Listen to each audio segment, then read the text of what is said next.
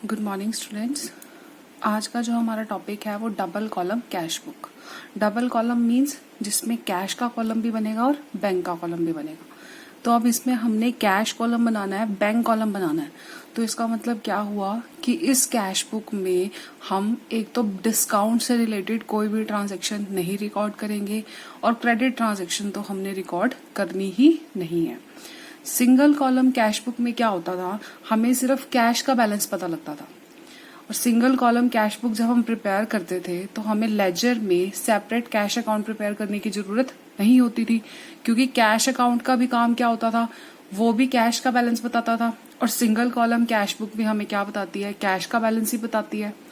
Double column cash book बनाने का एक बेनिफिट क्या है कि हमें इसी कैश बुक से ही हमें कैश का बैलेंस भी पता चल जाता है और बैंक में मेरे कितने बैलेंस है वो भी हमें सारा कुछ पता चल जाता है। तो अब हम जब double column cash book prepare करते हैं तो हमें लेजर में कैश अकाउंट दोबारा से प्रिपेयर करने की जरूरत नहीं होती और बैंक अकाउंट दोबारा से प्रिपेयर करने की जरूरत नहीं होती। यही इसी कैश बुक से ही हमें कैश का बैलेंस कितना है और बैंक का बैलेंस कितना है इस टाइम मेरे पास, वो सारा कुछ पता चल जाता है। अब कैश क्या है, हमारा एसेट है और बैंक भी क्या है, एसेट है। और अमेरिकन अप्रोच के अकॉर्डिंग एसेट का क्या रूल होता है, अगर एसेट इंक्रीज होती है तो हम कहाँ रिकॉर्ड करते हैं, डेबिट साइड में रिकॉर्ड करते हैं। अगर एसेट डिक्रीज होती है तो हम कहाँ रिकॉर्ड करेंगे, क्रेडिट साइड में रिकॉर्ड करेंगे। तो सेम यही रूल फॉलो करेंगे हम डबल कॉलम कैश बुक जब प्रिपेयर करेंगे। अगर मेरे कैश का बैलेंस इंक्रीज होगा या बैंक का बैलेंस इंक्रीज होगा तो मुझे कहाँ रिकॉर्ड करना है, डेबिट साइड में। कैश जब आएगा या बैंक में जब पैसे आएंगे तो आपको रिकॉर्ड करना है कहाँ पर, डेबिट साइड में। अगर इसके अपोजिट देखें, अगर कैश का बैलेंस आपका कम हो रहा है और बैंक का बैलेंस भी कम हो रहा है तो आपको कहाँ रिकॉर्ड करना है, क्रेडिट साइड में। तो अब हम कुछ ट्रांजेक्शन्स करेंगे डबल कॉलम कैश बुक से रिलेटेड। ये हमें ईयर गिवन है, ये डेट्स गिवन है। तो फर्स्ट ट्रांजैक्शन है कैश इन हैंड, मतलब ये क्या है, हमारे पास बैलेंस है, हमारा बिजनेस पहले से ही चला आ रहा है तो इस टाइम मेरे पास कैश का बैलेंस भी गिवन है और बैंक का बैलेंस भी गिवन है। तो ये दोनों बैलेंस कौन से हैं, मंथ की स्टार्टिंग है और स्टार्टिंग में मुझे बैलेंसेस गिवन है। तो ये जो बैलेंसेस है ये है हमारे ओपनिंग बैलेंस। कैश का भी ओपनिंग बैलेंस गिवन है और बैंक का भी ओपनिंग बैलेंस गिवन है। जो कैश कॉलम होता है उसका हमेशा डेबिट बैलेंस ही होगा। डेबिट बैलेंस का मीन्स क्या है कि उसकी जो रिसीट्स है वो हमेशा ज्यादा होंगी और पेमेंट जो होगी वो हमेशा कम होगी। रिसीट्स ज्यादा मीन्स मेरे पास कैश जितना होगा मैं उतने तक की ही पेमेंट कर सकती हूँ, उससे ज्यादा की पेमेंट मैं नहीं कर सकती। ये मैंने आपको लास्ट वीडियो में भी बताया था कि कैश का हमेशा डेबिट बैलेंस होगा और डेबिट बैलेंस होगा तो हमने कहाँ रिकॉर्ड करना है, डेबिट साइड में। और डेबिट साइड में हम क्या रिकॉर्ड करेंगे, to balance brought down. Debit balance किसकी वजह से आता है, जब हमारी रिसीट्स ज्यादा होती हैं और पेमेंट हमारी कम होती है। कैश कॉलम का बैलेंस नील भी आ सकता है। नील का मीन्स क्या है कि हमारी रिसीट्स और पेमेंट दोनों क्या है, बराबर है। तो उस केस में जो हमारा कैश का बैलेंस क्या होगा, कैश का बैलेंस नील, कि मेरे पास कुछ भी बैलेंस बचा ही नहीं था। तो इसका मतलब इस महीने मेरे पास कुछ बैलेंस नहीं है तो नेक्स्ट मंथ मैं कुछ भी बैलेंस लेके जा नहीं सकती। अब कैश का क्रेडिट बैलेंस कभी भी नहीं होता। क्रेडिट बैलेंस का मतलब क्या है कि आपकी रिसीट्स तो कम है, कि पैसा आया तो कम लेकिन आपने पे ज्यादा कर दिया, ऐसा तो कभी भी नहीं होगा। अभी जैसे मैंने आपको क्लियर किया, जितने मेरे पास पैसे होंगे मैं उतने तक की ही पेमेंट कर सकती हूँ। पेमेंट्स आपकी कभी भी ज्यादा नहीं होंगी कैश में एज कंपेयर टू रिसीट्स। तो कैश का कभी भी ये बैलेंस नहीं होता। कैश का या तो नील बैलेंस होता है या फिर डेबिट बैलेंस होता है। तो डेबिट बैलेंस है तो हमने कहाँ रिकॉर्ड करना है, डेबिट साइड में। बैंक का बैलेंस डेबिट भी हो सकता है और क्रेडिट भी हो सकता है। डेबिट बैलेंस का मतलब क्या है कि बैंक में पैसा आया तो ज्यादा है लेकिन हमने बैंक से जो पेमेंट है वो क्या की है, कम की है। मतलब रिसीट्स तो बैंक में ज्यादा है और पेमेंट क्या है, कम है। अगर बैंक का डेबिट बैलेंस होगा तो हमने कहाँ रिकॉर्ड करना है, डेबिट साइड में। और क्या लिखेंगे, टू बैलेंस ब्रॉट डाउन। जितना मेरे पास बैलेंस होगा। अगर क्वेश्चन में गिवन है कैश एट बैंक और कुछ भी मेंशन नहीं है तो आप क्या एज्यूम करोगे कि ये बैंक का क्या है, डेबिट बैलेंस है। तो आपको कहाँ रिकॉर्ड करना है, डेबिट साइड में, और क्या लिखोगे, टू बैलेंस ब्रॉट डाउन। अब बैंक का जो बैलेंस है वो क्रेडिट भी हो सकता है। क्रेडिट का मीन्स क्या है कि आपकी पेमेंट्स ज्यादा है और रिसीप्ट्स आपकी कम है, या फिर हम इसको ऐसे भी बोल सकते हैं कि आपके डिपॉजिट्स तो ज्यादा है, कम है सॉरी। मान लो आपके बैंक में आपके पास 10,000 है, लेकिन आप विड्रॉ कर रहे हो, किसी को पेमेंट कर रहे हो 12,000 की रिसीट्स तो आपकी हैं कम, पेमेंट आपने क्या की है, ज्यादा की है। तो अब आपने क्या किया, आपने बैंक से ओवरड्राफ्ट कर लिया। तो इसका मतलब ये भी हो सकता है कि आपके डिपॉजिट्स तो है वो कम है, लेकिन आप विड्रॉ कर रहे हो बैंक से ज्यादा। बैंक जो है वो क्या करती है, हमें एक फैसिलिटी प्रोवाइड करती है जिससे बोलते हैं ओवरड्राफ्ट फैसिलिटी। हर एक जैसे एक पर्सन है, उसका बैंक में अकाउंट है, उसके अकाउंट में डिपॉजिट तो 10,000 है, लेकिन उसको चाहिए 12,000। तो वो क्या कर लेता है, विड्रॉ कर लेता है 12,000, क्योंकि बैंक जो है ये फैसिलिटी प्रोवाइड कर रही है कि आप कुछ लिमिट्स तक आप क्या कर सकते हो, ओवरड्राफ्ट फैसिलिटी जो है वो यूज कर सकते हो। आप अपने बैंक से एक्स्ट्रा अमाउंट जो है विड्रॉ कर सकते हो। अब कितना पैसा मैंने एक्स्ट्रा विड्रॉ किया है, मैंने विड्रॉ कितना किया, 2,000। तो जो मेरा ओवरड्राफ्ट होगा वो कितना होगा, 2,000। तो ये मेरा ओवरड्राफ्ट है। आपका 12,000 रुपीज ओवरड्राफ्ट नहीं है। 12,000 में 10,000 तो आप अपने यूज कर रहे हो, सिर्फ 2,000 रुपीज तो आपने बैंक से एक्स्ट्रा चार्ज लिए हैं। तो ये 2,000 रुपीज आपका ओवरड्राफ्ट बैलेंस हो जाएगा। अब जैसे हम बैंक में पैसे डिपॉजिट करते हैं तो बैंक हमें क्या प्रोवाइड करती है, इंटरेस्ट प्रोवाइड करती है। तो ऐसे ही अगर हम ओवरड्राफ्ट फैसिलिटी, अगर ओवरड्राफ्ट कर रहे हैं बैंक से, हम ज्यादा पैसा अमाउंट विड्रॉ कर रहे हैं, चाहे हमारा सेविंग्स अकाउंट है चाहे हमारा करंट अकाउंट है, हम ओवरड्राफ्ट फैसिलिटी का यूज कर सकते हैं।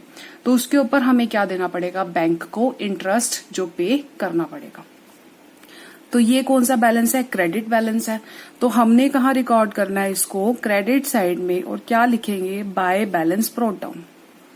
अब कितना ओवरड्राफ्ट है मेरा वो लिखना है। हमारा कितना है ओवरड्राफ्ट, 2,000 रुपीज। अगर क्वेश्चन में आपको मेंशन है ओवरड्राफ्ट बैलेंस या क्रेडिट बैलेंस दिया हुआ है बैंक का, तो मींस आपने कहाँ रिकॉर्ड करना है, क्रेडिट साइड में कैश बुक के रिकॉर्ड कर देना है। अब हम ये देखते हैं कैश इन हैंड, इसका तो डेबिट बैलेंस ही होगा। कैश एट बैंक, अब कुछ भी मेंशन नहीं है तो हमने क्या एज्यूम करना है, ये क्या है, डेबिट बैलेंस है बैंक का। तो हम कहाँ रिकॉर्ड करेंगे, डेबिट साइड में इसको रिकॉर्ड कर देंगे। तो ये परफॉर्मा जो है हम कर चुके हैं। बस इसमें क्या हुआ, दो कॉलम्स बन गए, एक कैश कॉलम एक बैंक कॉलम। कैश में हम कैश से रिलेटेड ट्रांजैक्शंस रिकॉर्ड करेंगे और बैंक में हम बैंक से रिलेटेड जो भी हमने बैंक से पे किया या बैंक में हमारे आया वो सारी ट्रांजैक्शंस आपने बैंक कॉलम में रिकॉर्ड करनी है। तो सबसे पहले क्या आएगी, डेट 2017 जनवरी 1। अब ये क्या है, ओपनिंग बैलेंस है, टू बैलेंस ब्रॉट डाउन। अब कैश का भी डेबिट बैलेंस है और बैंक का भी, तो हमने कहाँ रिकॉर्ड कर लेना है, डेबिट कॉलम में। कैश का बैलेंस है 4,000 रुपीज और बैंक का बैलेंस है 12,000 रुपीज। आई होप ये क्लियर हो गया होगा ओपनिंग बैलेंस को आपको कैसे रिकॉर्ड करना है कैश बुक में। नेक्स्ट पॉइंट है रिसीव्ड अ चेक फ्रॉम हरी। अब मुझे क्या मिला है, चेक मिला है। तो मतलब कहाँ से पेमेंट आ रही है हमारी, किसका बैलेंस इंक्रीज होगा, कैश का के बैंक का, बैंक का। And immediately deposited into bank. Cheque मिला और आपने साथ के साथ बैंक में जमा करवा दिया। तो इसका मतलब क्या हुआ, ये ट्रांजैक्शन किससे रिलेटेड है, बैंक कॉलम से रिलेटेड है। तो अब ये देखो कि बैंक बैलेंस इंक्रीज हो रहा है कि डिक्रीज हो रहा है, बैंक बैलेंस इंक्रीज हो रहा है क्योंकि आप पैसे बैंक में डिपॉजिट करवा रहे हो। तो अब हम इसको कहाँ रिकॉर्ड करेंगे, हम इसको डेबिट साइड में रिकॉर्ड करेंगे और क्या लिखेंगे, कहाँ से आया, किस पार्टी से, रीजन क्या है बैंक बैलेंस इंक्रीज होने का, कि मुझे क्या मिला था, चेक मिला था और किससे मिला था, हरी से मिला था। कितने पैसे दिए उसने, 6,400। तो बैंक कॉलम में आप रिकॉर्ड कर दोगे। कैश तो नहीं आया तो कैश कॉलम में कुछ भी रिकॉर्ड नहीं करना। बैंक बैलेंस आपका इंक्रीज हुआ है तो मैंने बैंक कॉलम में इसको रिकॉर्ड कर दिया। ये है जनवरी 6 की एंट्री। नेक्स्ट है हमारी पेड सुधीर बाय चेक। अब हमने पेमेंट कहाँ से की है? चेक से। मीन्स आपने पेमेंट कहाँ से की? अपने बैंक अकाउंट में से। तो अब आप पेमेंट कर रहे हो तो अब कैश का आपका बैंक का बैलेंस इंक्रीज होगा क्या डिक्रीज होगा? बैंक बैलेंस मेरा क्या होगा? डिक्रीज होगा। तो मीन्स आपको कहाँ रिकॉर्ड करना है? क्रेडिट साइड में रिकॉर्ड करना है। 2017 ये है February 7 की एंट्री। क्रेडिट साइड में कौन से कॉलम में लिखूंगी? कैश में आप पेमेंट कर रहे हो क्या बैंक से पेमेंट कर रहे हो? हम पेमेंट कहाँ से कर रहे हैं? बैंक से पे कर रहे हैं। तो अब हम 5000 रुपीज बैंक कॉलम में लिख देंगे और बाय वर्ड का यूज होगा क्रेडिट साइड में। और क्या लिखेंगे? कहां पर गया पैसा? रीजन क्या है बैंक बैलेंस डिक्रीज होने का? हमने सुधीर को क्या की है? पेमेंट की है। तो इसकी वजह से मेरा बैंक बैलेंस डिक्रीज हो रहा है। अगर हम इसको जर्नल एंट्री से करना चाहते हैं तो जर्नल एंट्री से भी कर सकते हैं। जर्नल एंट्री इसकी क्या बनेगी? सुधीर हमारा क्या होगा? क्रेडिटर होगा। अब जब क्रेडिटर लायबिलिटी आपकी कम हो जाती है तो हम उसको क्या कर देते हैं? डेबिट कर देते हैं। सुधीर डेबिट। और पेमेंट कहां से हुई? बैंक से हुई। To bank account. अब देखो बैंक क्या है? क्रेडिट है। तो मैंने यहां पर क्रेडिट में लिखा है। लिखना क्या है? जो बच जाएगा। किसकी वजह से क्रेडिट हुआ? वो चीज सुधीर की वजह से क्रेडिट हुआ है ना, तो सुधीर आपने यहां पर मेंशन कर देना। नेक्स्ट है हमारा कैश डिपॉजिटेड इनटू बैंक 10,000। अब पहले इसकी जर्नल एंट्री क्या होगी वो बताओ। कैश आपने क्या किया है? बैंक में डिपॉजिट किया। दोनों ही एसेट है। कैश पे भी फर्क पड़ेगा और बैंक पे भी फर्क पड़ेगा। अब एसेट जो इंक्रीज होगी उसको क्या करना है? डेबिट। अब बैंक में डिपॉजिट किया आपने पैसा, तो बैंक बैलेंस आप क्या कर रहे हो? अपना इंक्रीज कर रहे हो। तो बैंक अकाउंट को आपने क्या कर दिया? डेबिट कर दिया। और कैश आपका कम हो रहा है तो एसेट डिक्रीज होता है तो उसको हम क्या करते हैं? क्रेडिट कर देते हैं। यही हमारी एंट्री होगी। अब आप देखो एक एसेट हमारा इंक्रीज हो रहा है और एक एसेट डिक्रीज हो रहा है। ये दोनों अकाउंट्स पे ही, दोनों कॉलम पे अफेक्ट करेगा। कैश कॉलम पे भी अफेक्ट कर रहा है और बैंक कॉलम पे भी अफेक्ट कर रहा है। एक साइड इंक्रीज हो रही है और एक साइड डिक्रीज हो रही है। तो अब हमें क्या करना पड़ेगा? इनको दोनों साइड पे रिकॉर्ड करना पड़ेगा कैश बुक को। तो इन ट्रांजेक्शन्स को हम क्या बोलते हैं? कॉन्ट्रा एंट्रीज बोलते हैं। कॉन्ट्रा एंट्रीज कौन सी एंट्रीज होती हैं? जो कि कैश कॉलम को भी अफेक्ट कर रही हैं और बैंक कॉलम को भी अफेक्ट कर रही हैं। और आप दोनों साइड्स पे ऑफ द कैश बुक, दोनों साइड्स जो कैश बुक की है आप उनको रिकॉर्ड कर रहे हो दोनों साइड्स पे। तो उन ट्रांजेक्शन्स को हम क्या बोलते हैं? कॉन्ट्रा एंट्रीज बोलते हैं। अब देखो बैंक यहां पर क्या हो रहा है? डेबिट हो रहा है। बैंक बैलेंस इंक्रीज हो रहा है तो आपको कहाँ रिकॉर्ड करना है? डेबिट साइड में। कितना बैंक बैलेंस इंक्रीज हो रहा है? 10,000। तो मैं बैंक कॉलम में रिकॉर्ड कर दूंगी। अब कैश आपका क्या हो रहा है? डिक्रीज हो रहा है क्योंकि कैश तो जा रहा है, बैंक में जा रहा है। तो आप कैश कॉलम के क्रेडिट साइड में आप इसको रिकॉर्ड कर दोगे। अब देखो जितना अमाउंट आपने डेबिट किया उतना ही अमाउंट आपने क्रेडिट भी कर दिया। दोनों जगह रिकॉर्ड हुआ। डेबिट साइड में भी रिकॉर्ड हो रहा है और क्रेडिट साइड में रिकॉर्ड हो रहा है। दोनों कॉलम्स पे इफेक्ट पड़ रहा है, बैंक कॉलम पे भी और कैश कॉलम पे भी। तो ये ट्रांजेक्शन्स जो होती हैं ये होती है कॉन्ट्रा एंट्रीज होती है। अब लिखेंगे क्या? अब बैंक अकाउंट जो है वो आपका डेबिट हुआ है तो डेबिट साइड में आपने 10,000 लिख दिया। तो अब लिखोगे क्या? किसकी वजह से डेबिट हुआ है? रीजन क्या है? कैश आपने डिपॉजिट किया है कैश की वजह से। तो आप यहां लिख दोगे टू कैश अकाउंट। अब ये क्या है? हमारी कॉन्ट्रा एंट्रीज हैं। तो आप लेजर फोलियो वाले कॉलम में सी मीन्स कॉन्ट्रा एंट्रीज हैं तो यहां पर सी वर्ड का यूज कर दोगे। अब देखो कैश बैलेंस जो आपका कैश जो है वो आपका क्रेडिट हो रहा है तो मैंने क्रेडिट साइड लिख दिया। लिखना क्या है? जो बच जाएगा, जिसकी वजह से क्रेडिट हो रहा है। किसकी वजह से क्रेडिट हो रहा है? बैंक की वजह से। तो यहां लिख देंगे बाय बैंक अकाउंट। तो इसका मतलब क्या है कि मेरा कैश बैलेंस डिक्रीज क्यों हुआ? क्योंकि मैंने बैंक में जो ये अमाउंट डिपॉजिट कर दिया। यहां पर भी सी वर्ड का यूज कर देंगे। तो इसका मतलब क्या है? ये है कॉन्ट्रा एंट्री। नेक्स्ट है withdrawn from bank for office use. अब हम क्या कर रहे हैं? ऑफिस पर्पस के लिए पैसा जो है बैंक से विड्रॉ कर रहे हैं। अगर आपके क्वेश्चन में लिखा हो विड्रॉन फ्रॉम बैंक तो हमने यही एज्यूम करना है कि आपने ऑफिस पर्पस के लिए यूज किया। पर्सनल पर्पस के लिए जब यूज करोगे तो वो क्लियरली मेंशन होगा कि ये आपने पर्सनल पर्पस के लिए यूज किया। तो अब ये ट्रांजेक्शन पहले इसकी जर्नल एंट्री कर लेते हैं। अब आप देखो बैंक से पैसे विड्रॉ हुए तो बैंक बैलेंस कम हो गया। कैश आ गया हमारे पास, तो दोनों ही एसेट्स हैं। कैश हमारा क्या हो रहा है, इंक्रीज हो रहा है, तो इसको इसलिए क्या कर देंगे, डेबिट कर देंगे 4000 से। और बैंक हमारा अकाउंट जो है, बैंक बैलेंस आपका कम हो रहा है, तो उसको क्या कर दोगे, क्रेडिट कर दोगे। तो यहां देखो, यहां पर भी दोनों अकाउंट्स पे अफेक्ट हो रहा है, दोनों साइड्स ही रिकॉर्ड होगा। तो ये ट्रांजेक्शन क्या है, ये भी हमारी कॉन्ट्रा एंट्री है। जब आप कैश डिपॉजिट करते हो बैंक में या विड्रॉ करते हो ऑफिस पर्पज के लिए, पर्सनल पर्पज के लिए नहीं, ऑफिस पर्पज के लिए विड्रॉ करते हो कैश बैंक से, तो वो दोनों ही ट्रांजेक्शन वो क्या होती है, हमारी कॉन्ट्रा एंट्रीज होती है।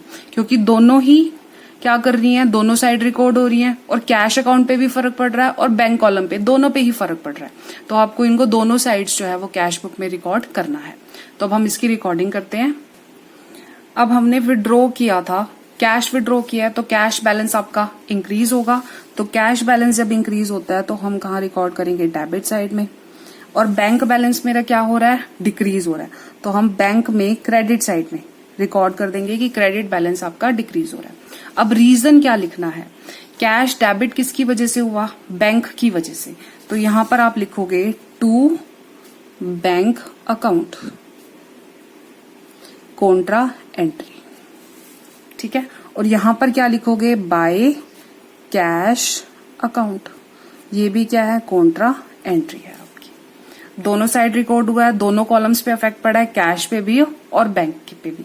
इससे हमें क्या पता चला कि कैश बैलेंस आपका इंक्रीज क्यों हुआ, क्योंकि आपने बैंक से निकाले हैं पैसे।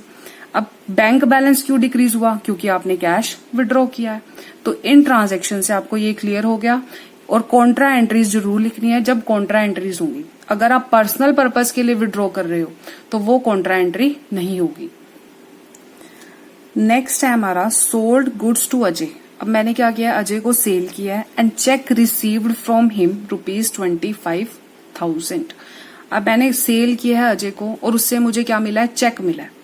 अब कई बार क्या होता है, जैसे हमने 6 ट्रांजैक्शन में किया था, चेक मिला और हमने साथ साथ बैंक में डिपॉजिट करा दिया। लेकिन कई बार क्या होता है, हम बैंक में उसी दिन हमें कोई काम पड़ गया या कुछ भी वट एवर द रीजन, हम उसी दिन बैंक में जाके डिपॉजिट नहीं करवा पाते चेक, तो हम नेक्स्ट डे डिपॉजिट कराते हैं। जो चेक की वैलिडिटी होती है वो 3 मंथ्स की होती है। 3 महीने में आप कभी भी जो चेक है वो बैंक में डिपॉजिट करा सकते हो। कोई जरूरी नहीं है कि आप उसी दिन जाके जो बैंक में चेक डिपॉजिट कराओगे। तो आप इसके लिए आप आगे की ट्रांजैक्शंस भी पढ़ सकते हो, तो आपको ये क्लियर हो जाएगा कि चेक क्या आपने इसी दिन डिपॉजिट कराया है या नेक्स्ट डे डिपॉजिट कराया है या थोड़े दिनों बाद डिपॉजिट कराया है। अगर क्वेश्चन में चेक डिपॉजिट से रिलेटेड कोई ट्रांजैक्शन है तो ठीक है, लेकिन अगर कुछ भी मेंशन नहीं है तो हम यही एज्यूम करेंगे कि जिस दिन चेक मिला और उसी दिन ही हमने बैंक में डिपॉजिट करा दिया। अब जैसे ये ट्रांजैक्शन है, sold goods to Ajay and cheque received from him, लेकिन आगे की दी हुई है cheque received from Ajay deposited into bank, तो उसने बोला है कि अगले दिन डिपॉजिट कराया। अगर ये ट्रांजैक्शन ना गिवन होती तो हम यही एज्यूम कर लेते कि आपने इसी दिन ही बैंक में जो चेक डिपॉजिट करवा दिया। अब ये जो ट्रांजैक्शन है 10 जनवरी की, अब बैंक में तो डिपॉजिट कराया है नहीं, अभी हमें क्या मिला है, चेक मिला है। तो चेक इन हैंड जो होता है वो हमारा होता है एसेट। अब चेक है मेरे पास, मैं कभी भी जाके उसको कैश करवा सकती हूँ, तो वो मेरा एसेट ही है। अब चेक इन हैंड जो है, अब देखो मैंने पैसे लेने थे किससे, अजय से। अजय मेरा क्या होगा, डेटर होगा, तो डेटर मेरा कम, अजय मेरा एसेट है वो कम हो गया, तो मैं उसको क्या कर दूंगी, क्रेडिट कर दूंगी टू अजय। और डेबिट किसको करूंगी, मुझे क्या मिला है, चेक, तो यहां पर क्या आएगा, चेक इन हैंड डेबिट। तो ये ट्रांजैक्शन ना ही कैश कॉलम को अफेक्ट करी ना ही बैंक कॉलम को, तो ये ट्रांजैक्शन आप कहाँ रिकॉर्ड करोगे, जर्नल में आप इसको रिकॉर्ड करोगे। डेबिट कितना अमाउंट है हमारे पास, 25,000, तो 25,000 रुपीज मैंने डिपॉजिट कर दी। अब अजय का अकाउंट तो वो आपका क्लोज हो गया। अब एक नया अकाउंट जो आपने बनाया है वो क्या है, चेक इन हैंड, ठीक है। अब नेक्स्ट ट्रांजैक्शन ये है हमारी February 10 की, Feb 10। अब मैंने इससे पहले अजय को क्या किया होगा, सामान बेचा होगा, तो मैंने एंट्री यही की होगी, क्या एंट्री की होगी, Ajay debit to sales account. अब अजय यहाँ क्या था, डेबिट था। जब अजय का अकाउंट क्लोज होगा तो मीन्स अजय क्या होगा, क्रेडिट होगा। तो अजय का अकाउंट तो यहाँ पर आपका क्या होगा, क्लोज हो गया, डेबिट भी हो गया, क्रेडिट भी हो गया। तो अब ये नया अकाउंट जो है चेक इन हैंड, अब ये चेक जो आप क्या कर रहे हो, बैंक में डिपॉजिट करा रहे हो। तो अब इससे क्या होगा, बैंक बैलेंस आपका इंक्रीज हो जाएगा February 11। तो बैंक बैलेंस आपका इंक्रीज, तो बैंक अकाउंट को आप क्या करोगे, डेबिट कर दोगे। अब क्रेडिट किसको करना है, अजय को दोबारा क्रेडिट नहीं करना। तो दोबारा से इसका मतलब ये हो जाएगा कि अजय ने आपको दोबारा पेमेंट कर दी, नहीं, अजय ने आपको क्या दिया था, चेक। तो आप क्रेडिट क्या करोगे, चेक इन हैंड को। तो यहां पर ये एसेट जो है वो आपका क्या हो रहा है, डिक्रीज हो रहा है 25,000 रुपीज से। तो अब हमने कहा रिकॉर्ड करना है इसको, बैंक कॉलम में डेबिट साइड में January 11 और क्या लिखेंगे, टू चेक इन हैंड और अमाउंट बैंक कॉलम में 25,000। अब बैंक बैलेंस इंक्रीज क्यों हुआ, क्योंकि मैंने जो मेरे पास चेक पड़ा था घर पर उसको मैंने क्या करवाया है, डिपॉजिट करवाया है। अगर उसने उसी दिन ही डिपॉजिट करा दिया होता तो यहां लिखते टू रवि। नेक्स्ट ट्रांजेक्शन है Ajay cheque returned by bank dishonoured. Dishonour का मतलब क्या होता है, अब जैसे आपको अजय ने चेक दिया, आपने क्या किया, बैंक में लगा दिया उसको कि क्या हो जाए, वो चेक क्लियर हो जाए और आपके अकाउंट में जो है वो पैसे डिपॉजिट हो जाए। अब जब आपने बैंक में चेक लगाया क्लियर होने के लिए, तो वो आपके बैंक में पैसे ही नहीं है, आपका अकाउंट बैलेंस इंक्रीज ही नहीं हुआ। क्यों नहीं इंक्रीज हुआ, क्योंकि अजय के अकाउंट में पैसे ही नहीं थे। अब क्या होना था कि अजय के अकाउंट से पैसे कट के आपके अकाउंट में आने थे। अब अजय के अकाउंट में पैसे ही नहीं है तो वो चेक कहां से क्लियर होगा, और आपका बैंक बैलेंस इंक्रीज ही नहीं होगा। तो उस केस को हम क्या बोलते हैं, डिसऑनर ऑफ चेक। जब मेरे को चेक मिला, मैंने तो यही सोचा कि अब बैंक बैलेंस मेरा इंक्रीज हो जाएगा, तो मैंने अपने बैंक कॉलम को इंक्रीज कर दिया, डेबिट साइड में रिकॉर्ड कर दिया। लेकिन बैंक ने मुझे क्या बताया कि चेक तो क्या हो गया, बाउंस हो गया। उस बाउंस को क्या बोलते हैं, डिसऑनर। बाउंस किस लिए होता है, क्योंकि सामने वाले के, जिसने आपको चेक दिया है, उसके अकाउंट में पैसे ही नहीं है। उसने आपको जान के, आपको टालने के लिए वो दे दिया चेक, ताकि अभी आप थोड़े टाइम के लिए उससे पैसे मत मांगो। लेकिन बैंक ने आपको बता दिया कि ये चेक जो है वो बाउंस हो गया। बाउंस भी किस वजह से हुआ, क्योंकि उसके अकाउंट में पैसे नहीं है। तो उसको बोलते हैं dishonour of cheque. And bank charges, अब बैंक ने प्रोसेसिंग की होगी सारी और वो डिसऑनर हो गया। तो बैंक क्या करता है, डिसऑनर के लिए भी, जो चेक डिसऑनर हो गया, बाउंस हो गया, जो उसने सर्विसेज दी, उसके लिए चार्ज कर लेता है कुछ पैसे। उनको बोलते हैं bank charges on the dishonoured cheque. तो अब यहाँ पर क्या हुआ, अजय का जो चेक आपको मिला था वो बैंक ने रिटर्न कर दिया आपको, और बैंक ने बोल दिया कि ये क्या हो गया, डिसऑनर हो गया, बाउंस हो गया। और बैंक ने आपसे 100 रुपीज और ले लिए। अब आपने क्या था, 25,000 रुपए तो पहले लेने थे, अब 100 रुपए अजय की वजह से आपको और भरने पड़े, क्योंकि उसने आपको चेक दिया था और वो बाउंस हो गया, और बैंक ने आपसे 100 रुपीज और चार्ज कर लिए। अब आप ये बताओ, आप अजय से कितने पैसे लोगे, क्या 25,000 रुपीज लेके और 100 रुपीज खुद भर दोगे, नहीं करोगे ना। एक तो आपने उसका चेक भी लगाया और उसकी वजह से ही आपको ये 100 रुपए का और नुकसान हो गया। तो अब ये सारे के सारे पैसे आप किससे लोगे, अजय से लोगे। अब मैंने क्या लेने हैं, अजय से पैसे लेने हैं। तो अजय फिर से मेरा क्या बन गया, डेटर बन गया। अब डेटर बना है तो अजय को मैं क्या कर दूंगी, फिर डेबिट कर दूंगी। डेबिट कितने से करूंगी, 25,100 से। दोबारा से मेरा डेटर बन गया, डेटर मेरे इंक्रीज हो गए तो मैंने वो कर दिया। अब बैंक बैलेंस मैंने अपना इंक्रीज कर लिया था, इसलिए उसको डेबिट कर दिया, लेकिन एक्चुअल में मेरा बैंक बैलेंस तो इंक्रीज ही नहीं हुआ, वो तो क्या हो गया, डिक्रीज हो गया। तो मैं बैंक जो है वो मेरा एसेट है, जब बैंक डिक्रीज होता है, एसेट डिक्रीज होता है, तो हम उसको क्या करते हैं, क्रेडिट कर देते हैं। तो क्रेडिट कर दिया 25,100 से। आई होप आपको ये क्लियर हो गया होगा। अजय आपका फिर से डेटर बन गया, डेटर मींस एसेट, एसेट आपके फिर से इंक्रीज हो गई, कितने से, 25,100 से, क्योंकि 100 रुपीज आपने और उसकी वजह से नुकसान बियर किया अपना। तो अजय से ही लोगे ये सारे के सारे पैसे, खुद से तो नहीं भरोगे ना। तो इसलिए आप अजय से अब कितने पैसे लोगे, 25,100 रुपीज। मैंने अपने बैंक का बैलेंस इंक्रीज कर लिया था 25,000 से, ये एज्यूम कर लिया था कि अब पैसे तो डिपॉजिट हो गए, बैंक बैलेंस मेरा बढ़ गया, लेकिन बैंक बैलेंस तो आपका इंक्रीज ही नहीं हुआ। वो क्या हो गया, आपको फिर से उसको डिक्रीज करना पड़ेगा। अब डिक्रीज करने के लिए उसको मैं क्या करूंगी, क्रेडिट कर दूंगी। तो अब मैं क्रेडिट साइड में, अब ये मेरी क्रेडिट साइड है, मैं यहाँ क्या लिखूंगी, बाय अजय। अब मैंने अजय से पैसे लेने हैं, कितने पैसे, 25,100 रुपीज। लास्ट ट्रांजेक्शन है जो हमारी, withdrawn from bank for personal purpose. अब मैंने विड्रॉ किया पर्सनल पर्पस के लिए। अगर हम इसकी ट्रांजेक्शन करेंगे, इसकी जर्नल एंट्री करेंगे तो क्या होगी, personal purpose means drawings. Drawings क्या है हमारी, कैपिटल को रिड्यूस करती है। तो जब कैपिटल रिड्यूस होती है तो हम उसको क्या करते हैं, debit. Drawings account debit to, कहां से पैसे विड्रॉ किए, बैंक में से। बैंक बैलेंस डिक्रीज हो गया। अब बैंक बैलेंस मेरा डिक्रीज, तो कहां रिकॉर्ड करना है, क्रेडिट साइड में। और क्या लिखूंगी, बाय ड्रॉइंग्स अकाउंट। और कितना विड्रॉ किया है हमने, 5,000। अब देखो ये कॉन्ट्रा एंट्री नहीं है।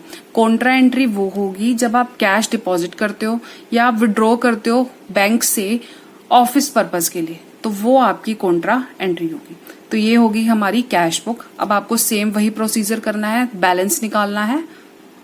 एक हमारी लास्ट ट्रांजैक्शन रह गई थी, कैश सेल्स। अब हमने ये क्या किया है, कैश में सेल किया, तो कैश बैलेंस आपका इंक्रीज हो रहा है। तो कहाँ रिकॉर्ड करेंगे इसको, डेबिट साइड में। अब ये हमने क्या किया, सेल्स को रिकॉर्ड कर दिया डेबिट साइड में। फिर हमने क्या किया, रिसीट साइड का टोटल किया और पेमेंट साइड का टोटल कर लिया। अब रिसीट साइड का टोटल जो है वो ज्यादा आ रहा है और पेमेंट्स का कम आ रहा है। तो यहाँ पर हमने क्या निकाल दिया, बैलेंस। अब इस बैलेंस को हम क्या करेंगे, अब ये बैलेंस जो है वो नेक्स्ट मंथ यूज होगा, तो ये क्या होगा, कैरिड डाउन। अब आप इसको क्या कर रहे हो, नेक्स्ट मंथ के लिए आप इसको यूज करोगे, तो ये आपका कैरिड डाउन बैलेंस हो गया। तो नेक्स्ट मंथ आप इसको क्या लिखोगे, टू बैलेंस ब्रॉट डाउन। अब कैश का भी डेबिट बैलेंस आया, क्योंकि कैश में रिसीट्स ज्यादा थी। कैश का हमेशा डेबिट बैलेंस ही आएगा, आप ये ध्यान रखो, 14,300। अब बैंक का भी यहाँ पर डेबिट बैलेंस आया। बैंक में भी आपके पैसे तो ज्यादा आए हैं, लेकिन आपने बैंक से पेमेंट जो है वो कम की है। ये थी हमारी कुछ transactions relating to double column cash book. I hope आपको क्लियर होगी होंगी। Thank you.